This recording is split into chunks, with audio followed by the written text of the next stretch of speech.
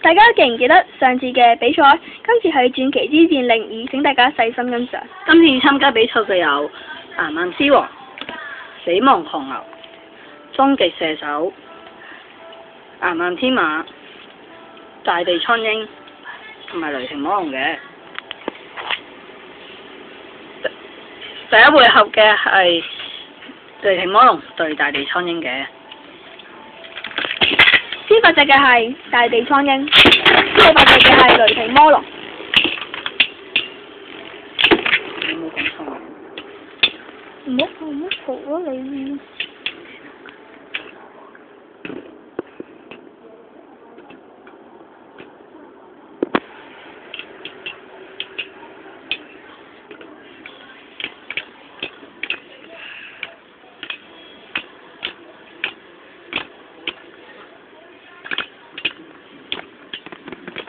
勝出者係大地蒼鷹。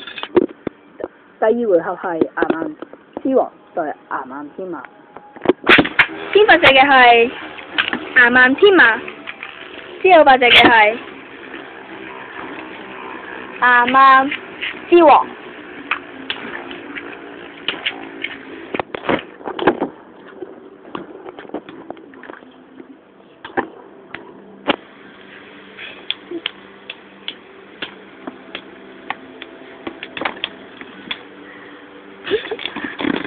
勝出者係岩岩天馬。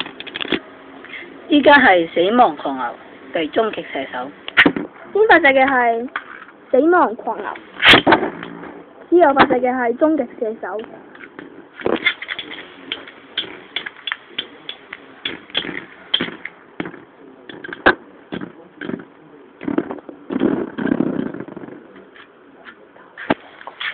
打和。呢局係打和，所以再嚟一鋪。先發隻嘅係終極射手，之後發隻嘅係死亡狂牛。會唔會好似上鋪咁有打和呢？睇嚟唔會啦。好啦，勝出者係終極射手，因為佢將死亡狂牛撞出咗對戰盤啊！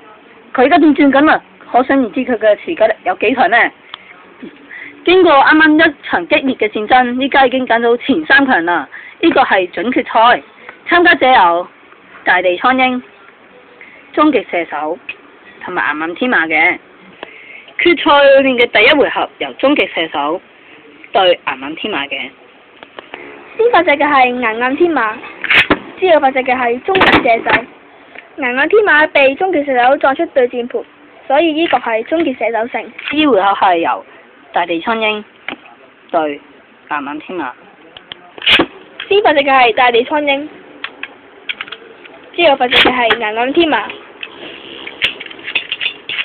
依家岩岩天馬對大地蒼鷹採取咗強烈嘅攻勢，但係大地蒼鷹嘅闊底盤面前，咩攻擊都係冇效嘅。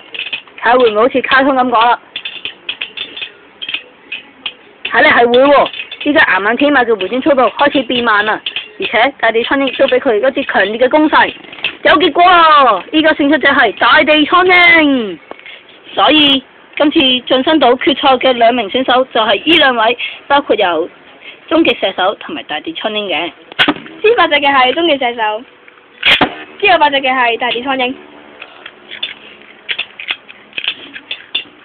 估下係大地蒼鷹嘅攻擊力強啲，定係終極射手嘅持久力強啲啦？